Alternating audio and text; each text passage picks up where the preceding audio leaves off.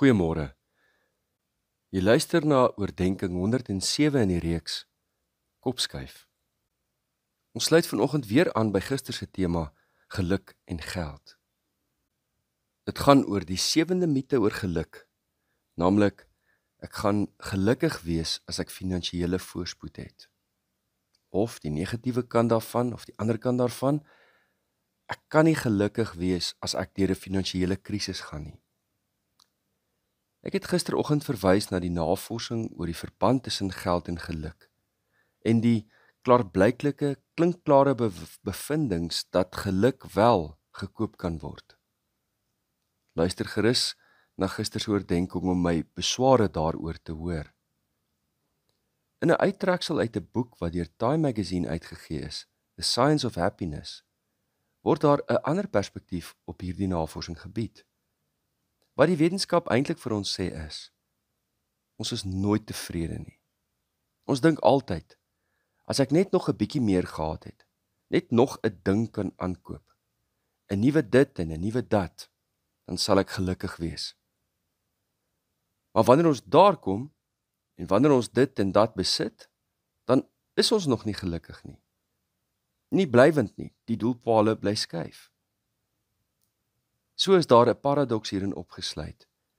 Hoe meer jy het, hoe minder effektief is die behandeling om myself gelukkig te maak om nog aan te koop. As jy klein is, maak 'n klein sweetie jou baie gelukkig. Maar as jy groot is, jy's invloedryk, vat dit net groter en meer sweeties om 'n mens gelukkig te maak. En dit is die wetenskap van die onvolhoubaarheid van so 'n lewe. Jy het 'n bepaalde hoeveelheid geld en besittings. Jy streef na meer. Jy maak meer geld en koop meer besittings. Maak jou gelukkig. Vir 'n ruk. Maar dan sak jou gelukvlakke terug na waar dit voorheen was. Ja, is iets in jou wat pla en hinder en jy streef na meer geld en goed. Jy werk harder, verkoop meer, doen groter besigheid. Jy maak meer geld en koop meer goed. Jy is gelukkiger vir 'n wyle. En so herhaal die siklus. Ekonome verwys na hierdie verskynsel as die hedonistiese treadmill, die hedonistiese trapmeel. Jy hardloop jou as af. Jy gaan eintlik nêrens heen nie. Hedonisme verwys na die lewensfilosofie dat plesier, die vervulling van begeertes, die hoogste doel in die lewe is. So hardloop die mens op die hedonistiese trapmeel. In steede van gelukkig wees, beleef jy meer spanning, want jy maak meer skuld, spandeer meer geld op meer dinge, jy het meer besittings wat breek, wat onderhou moet word, hoër versekering, jou bekommernisse verhoog weer eens. Jy begin jou vergelyk met die bure. Dis nie geld en goed wat die probleem is nie. Dis ons gesindheid daaroor. Geluk kan nooit ooit opgesluit lê in geld en besittings nie. As ek mag, wil ek graag 'n voorbeeld uit my eie lewe neem. Toe ek as kind begin het met fotografie, het ek 'n klein mikkendrukkamera gehad. Later het ek by my pa 'n Pentax K1000 filmkamera gekry met mooi lense by. Sjoe, een van die beste filmkameras van die tyd. Alles was nog met die hand verstel. Dit was so regtig 'n kuns om die kamera te bemeester. Later het ek lank gespaar, byna 'n jaar gespaar, om die eerste digitale kamera te koop. 'n intreevlak Canon 350D. Dit was fantasties, met alles wat outomaties verstel het, en boonop kon jy dadelik sien hoe jou foto lyk. En so het ek deur die jare my fotografie toerusting verbeter, totdat ek nou 'n baie fancy full-frame kamera met eye-tracking het. En mense nou dink, ek is nou uitermate gelukkig. Maar as ek met jou eerlik die volgende kan deel. Die tyd toe ek met die mik en druk geneem het in die Pentax K1000, het ek dit verskriklik geniet. Dit bied aan my geweldige vreugde en geluk om foto's te neem in die natuur. Hoewel my foto's nou ligjare beter is as toe, geniet ek dit nie 'n greintjie meer nie. My geluksfaktor is nog presies dieselfde as destyds. Ons moet dus in hierdie opsig waaksaam wees om te dink dat geluk toeneem met duurder of met meer spoggerige speelgoed. Miskien is my grootste bron van kritiek teen die navorsing wat aandui dat geld geluk kan koop, dat dit een dimensie van die lewe gemeet het. Daar is soveel ander dimensies van ons menswees wat ons geluk baie meer bepaal as die hoeveelheid geld en besittings wat ons het. Ons gesondheid. Jy kan al die geld in die wêreld hê. Jy kan nie gesondheid koop nie. Gesondheid is 'n gawe uit die Vader se hand. En dit het hy vir ons in gelyke dele uitgemeet vir alle mense. Ons geestelike lewe, waarin alles wat ons doen, opgesluit lê in ons verantwoordelikheid voor ons hemelse Vader. Ons emosionele welstand, ons verhoudings met ander mense en veral die hartsmense wat naby ons is, 'n betekenisvolle loopbaan, die wete dat jou lewe 'n positiewe verskil maak en diep betekenis het, dat jy 'n nalatenskap nalaat, betrokkenheid by 'n gemeente of gemeenskap en veral die ervaring om te gee. Navorsing kan misleidend wees.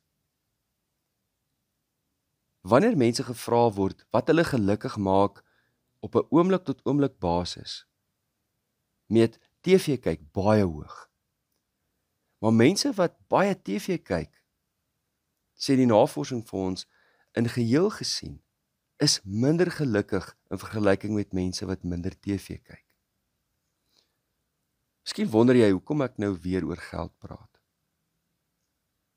Geld is nie 'n probleem nie. Geld is maar net goed. Soos die einde van Yami Eis se film, waar die boesman wegstap in die verte met die geldnote wat wegwaai deur die wind. In sy wêreld is dit goed met geen waarde nie. Geld is nie die probleem nie. Soos Paulus aan Timoteus skryf, geldgierigheid is die wortel van alle kwaad. Miskien gaan jy deur 'n rowwe tyd finansiëel. Dalk het jy of is jy besig om bankrot te speel. Dalk het jy baie geld in 'n belegging verloor. 'n Oom vertel my eendag die volgende storie. Hy hoor dat 'n vriend van hom sy besigheid verloor het. Dis nie 'n vriend wat hy elke dag mee praat nie, maar hulle kom baie jare saam. Hy telefoon op en hy skakel hom en hy sê, "Môre, hoe gaan dit?" En die persoon aan die ander kant sê, "Man, uitstekend." Hy sê, "Joh, my vriend, ek is dan bietjie uit pas uit hierso man. Ek het gehoor jy gaan eintlik deur 'n moeilike tyd met jou besigheid." "Ja," sê hy. "My besigheid het heeltemal gegroei." En hy sê, "Maar jy klink opgewonde, jy klink opgewek." Hy sê, "Natuurlik." Hy sê, "Hier waar ek nou is, gaan dit so sleg met my besigheid, dit kan net beter gaan van hier af." Ek kan jou verseker, daardie persoon het deur 'n klomp emosies gegaan. Ek is oortuig in my hart. Maar ernstig het hy besef dat geld is net een van baie dinge in die lewe wat 'n mens se geluk bepaal. Wanneer ek ook al deur watter tyd gaan, dan dink ek aan hierdie oom. Ek ken hom nie. Maar hy het dan regtig 'n gesindheid wat ek dink die lewe vir onsself soveel makliker maak. Hy het besluit om sy geluk nie uit te stel tot hy eendag weer finansiële sekerheid het nie. Ek sluit af met die volgende verhaal. Daar was 'n visserman wat uitgegaan het om vis te gaan vang. Vroegoggend was sy nette vol vis en hy teruggekeer na die hawe. Nadat hy sy vis verkoop het, het hy rustig op die kant gaan sit en oor die see gestaar. 'n besigheidsman het nader gestap en gevra, "Waarom sit jy hier?" "Nee," sê hy, "my huisie is net hier om die hoek. Ek het nou genoeg vis vir die dag gevang. Ek kyk maar net nog 'n bietjie uit oor die see voor ek huis toe stap." Die besigheidsman wys vir hom hoe vroeg dit is en hy vra vir hom, "Hoekom gaan jy nie uit om nog vis te vang nie?" Die visserman vra, "Hoekom wil ek nog vis vang? Ek het genoeg vir die dag." Die besigheidsman sê, "Wel, dan kan jy meer vis vang, meer geld maak en jy kan nog 'n boot koop." Die visserman vra, "Maar hoekom?" Hy sê, "Wel, dan kan jy 'n tweede boot koop en kry vir jou betroubare skippers, koop nog 'n vierde en 'n vyfde." Die visserman kyk hom so aan en hy sê, "Maar hoekom?"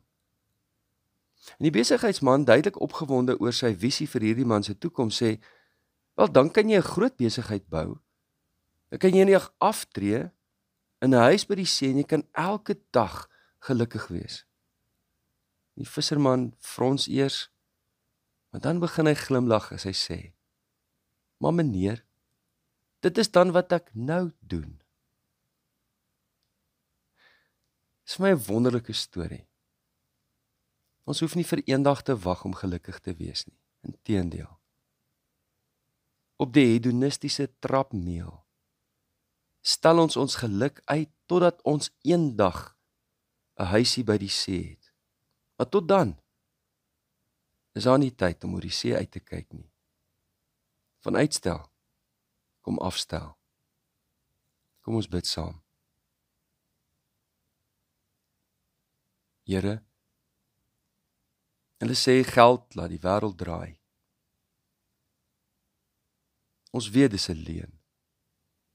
Ons weet dat ons so maklik van geld 'n afgod kan maak.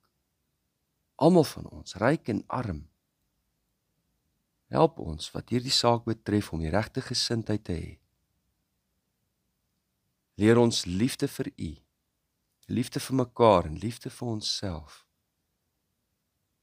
Dat ons ons lewens kan leef om geluk na te streef soos U dit oor ons uitstort. Dankie Here, dat ons die middele het om 'n lewe te kan maak. Help ons om die verskil te sien tussen ambisie en geldgierigheid. Ons bid dat U vir ons 'n goeie naweek sal gee met goeie rus, met goeie familietyd. Dit bid ons in Jesus naam. Amen. Liefde en 'n geseënde dag, geseënde naweek vir elkeen.